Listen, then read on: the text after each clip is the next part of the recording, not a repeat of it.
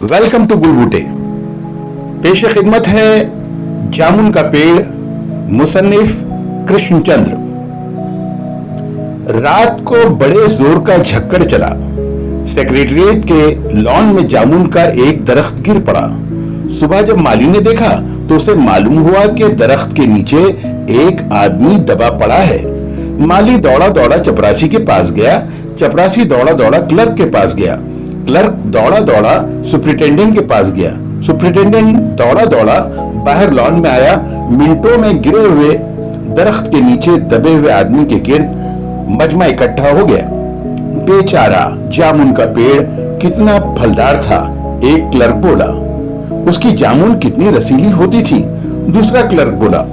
मैं फलों के मौसम में झोली भर के ले जाता था, मेरे बच्चे इसकी जामुने कितने खुशी से खाते थे। तीसरे क्लर्क ने तकरीबन आबदीदा होकर कहा। मगर ये आदमी, माली ने दबे हुए आदमी की तरफ इशारा किया।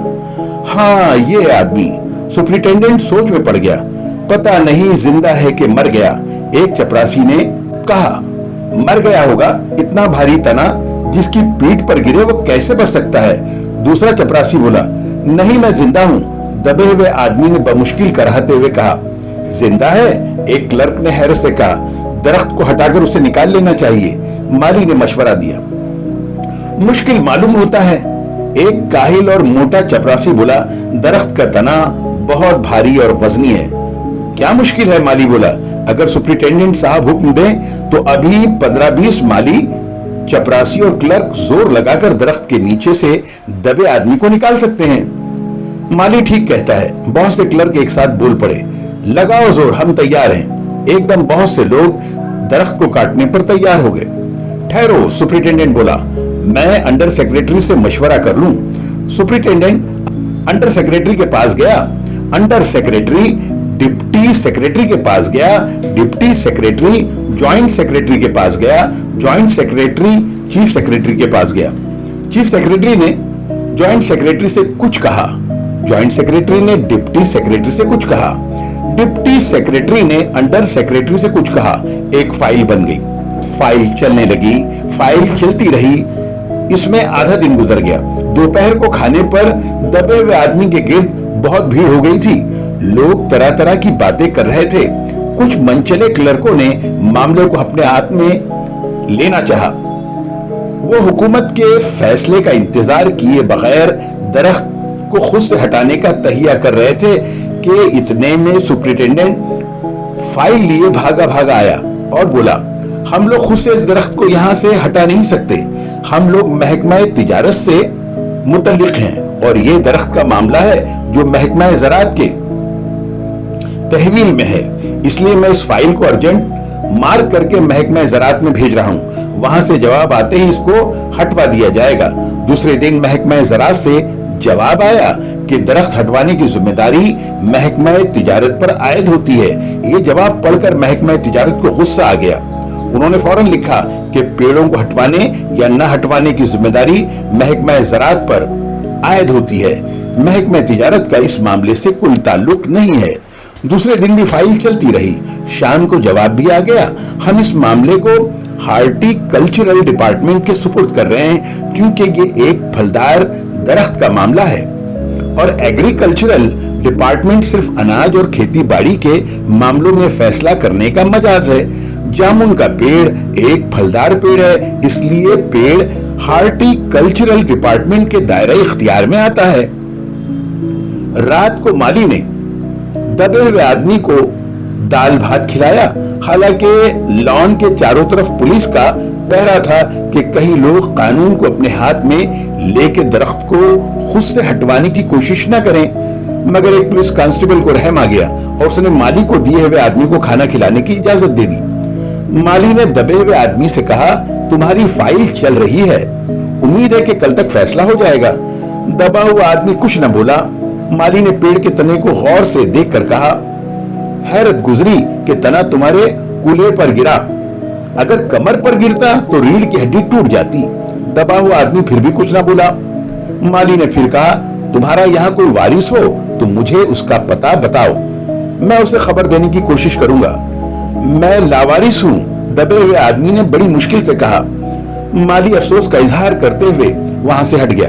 तीसरे दिन हार्टिकल्चरल डिपार्टमेंट से जवाब आ गया। बड़ा करारा जवाब था और तंजामेज हार्टिकल्चरल डिपार्टमेंट का सेक्रेटरी अदबी मजाज का आदमी मालूम होता था। उसने लिखा था, हैरत है, इस समय जब दरख्त उगाओ स्कीम बड़े पैमाने पर चल रही है, हमारे मुल्क में ऐसे सरकारी अफसर मौजूद हैं जो दरख्त काटने का मशवरा देते हैं, वो भी एक फलदार दरख्त को, और फिर जामुन के दरख्त को जिसके फल अवाम बड़ी रग़बत से खाते हैं। हमारा महकमा किसी हालत में इस फलदार दरख्त को काटने की इजाजत नहीं दे सकता। अब क्या किया जाए? एक मनचले ने कहा, अगर दरख्त काटा नहीं जा सकता तो इस आदमी को काट कर निकाल लिया जाए। ये देखिए, इस आदमी ने इशारे से बताया, अगर इस आदमी को बीच में से काटेंगे तो आधा आदमी इधर से निकल जाएगा और आधा आदमी उधर से बाहर आ जाएगा और दरख्त वहीं का वही रहेगा। मगर इस तरह से तो मैं मर जाऊंगा। दबे हुए आदमी ने एहतजाज किया। ये भी ठीक कहता है, एक क्लर्क बोला। आदमी को काटने वाली तजवीज पेश करने वाले ने पुरजोर एहतजाज किया। आप जानते नहीं हैं, आजकल प्लास्टिक सर्जरी के जरिए धड़ के मकाम पर इस आदमी को फिर से जोड़ा जा सकता है। अब फाइल को मेडिकल डिपार्टमेंट में भेज दिया गया। मेडिकल डिपार्टमेंट ने फौरन इस पर एक्शन लिया और जिस दिन फाइल मिली उसने उस दिन उस महकमे का सबसे काबिल प्लास्टिक सर्जन तहकीकात के लिए भेज दिया। सर्जन ने दबे हुए आदमी को अच्छी तरह टटोल कर, उसकी सेहत देखकर, खून का दबाव, सांस की आमदोरफ्त, दिल और फेफड़ों की जांच करके रिपोर्ट भेज दी कि इस आदमी का प्लास्टिक सर्जरी का ऑपरेशन तो हो सकता है और ऑपरेशन कामयाब भी हो जाएगा, मगर आदमी मर जाएगा। लिहाजा ये तजवीज भी रद्द कर दी गई। रात को माली ने दबे हुए आदमी के मुंह में खिचड़ी के लुकमे डालते हुए उससे बताया, अब मामला ऊपर चला गया है। सुना है कि सेक्रेटरिएट के सारे सेक्रेटरियों की मीटिंग होगी, उसमें तुम्हारा केस रखा जाएगा। उम्मीद है सब काम ठीक हो जाएगा। दबा हुआ आदमी एक आह भरकर आहिस्ता से बोला, हमने माना कि तगाफुल न करोगे, लेकिन खाक हो जाएंगे हम तुमको खबर होने तक। माली ने अचंभे से मुंह में उंगली दबाई, हैरत से बोला, क्या तुम शायर हो?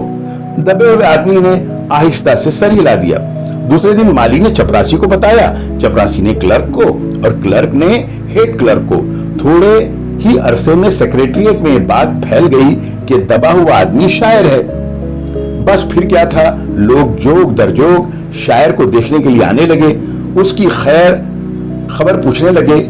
उसकी खबर शहर में फैल गई और शाम तक मोहल्ले मोहल्ले से शायर जमा होने शुरू हो गए। सेक्रेटरिएट का लॉन भात भात के शायरों से भर गया। सेक्रेटरिएट के कई क्लर्क और अंडर सेक्रेटरी तक, जिन्हें अदब और शायर से लगाव था, रुक गए। कुछ शायर दबे हुए आदमी को अपनी गजलें और नज़में सुनाने लगे। कई क्लर्क इससे अपनी गजलों पर इस्लाह लेने के लिए मुसिर होने लगे।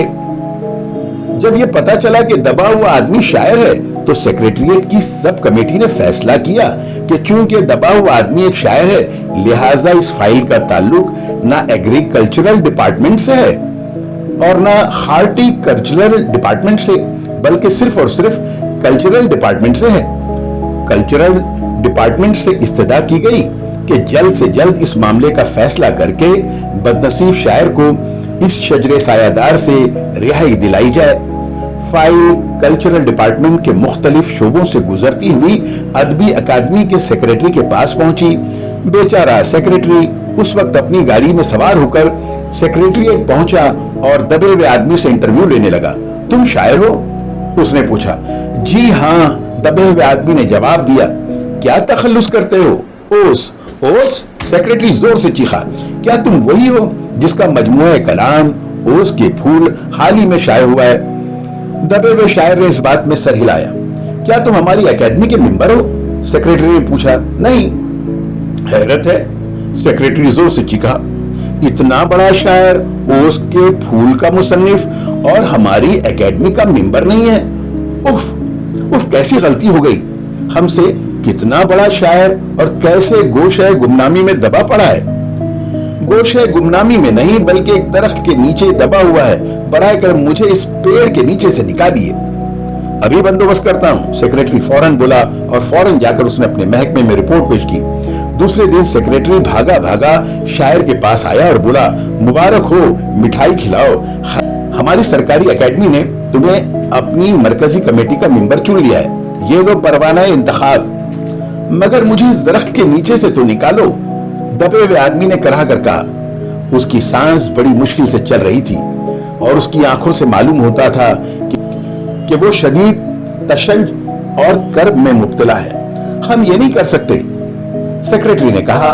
जो हम कर सकते थे वो हमने कर दिया है, बल्कि हम तो यहां तक कर सकते हैं कि अगर तुम मर जाओ तो तुम्हारी बीवी को वजीफा दिला सकते हैं। अगर तुम दरख्वास्त दो तो हम ये भी कर सकते हैं। मैं अभी जिंदा हूं, शायर रुक रुक कर बोला, मुझे जिंदा रखो। मुसीबत यह है कि सरकारी एकेडमी का सेक्रेटरी हाथ मलते हुए बोला, हमारा महकमा सिर्फ कल्चर से मुतल्लिक है, इसके लिए हमने फॉरेस्ट डिपार्टमेंट को लिख दिया है, अर्जेंट लिखा है। शाम को माली ने आकर दबे हुए आदमी को बताया कि कल फॉरेस्ट डिपार्टमेंट के आदमी आकर इस दरख्त को काट देंगे और तुम्हारी जान बच जाएगी। माली बहुत खुश था कि दबे हुए आदमी की सहज जवाब दे रही थी, मगर वो किसी न किसी तरह अपनी जिंदगी के लिए लड़े जा रहा था।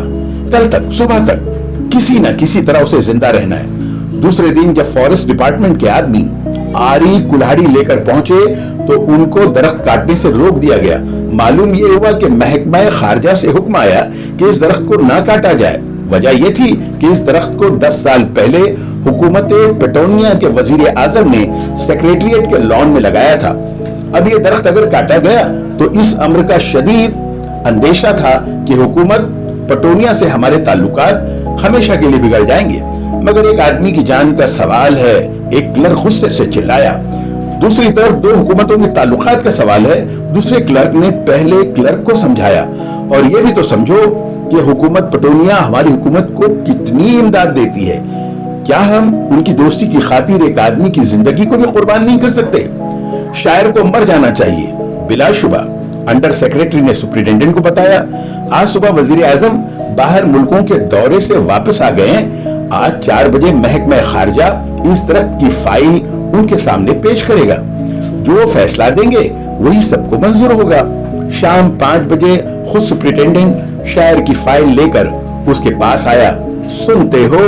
आते ही खुशी से फाइल हिलाते हुए चिल्लाया, वजीर आजम ने दरख्त को काटने का हुक्म दे दिया है और इस वाक़े की सारी बैनुल अक़वामी जिम्मेदारी अपने सर पर ले ली है। कल वो दरख्त काट दिया जाएगा और तुम इस मुसीबत से छुटकारा हासिल कर लोगे। सुनते हो? आज तुम्हारी फाइल मुकम्मल हो गई। सुप्रिटेंडेंट ने शायर के बाजू को हिलाकर कहा, मगर शायर का हाथ सर्द था। आंखों की पुतलियां बेजान थीं और चूटियों की एक लंबी कतार उसके मुंह में जा रही थी। उसकी जिंदगी की फाइल भी मुकम्मल हो चुकी थी। अभी आप सुन रहे थे कृष्णचंद्र का अफसाना जामुन का पेड़, सैयद निजामुद्दीन की आवाज में।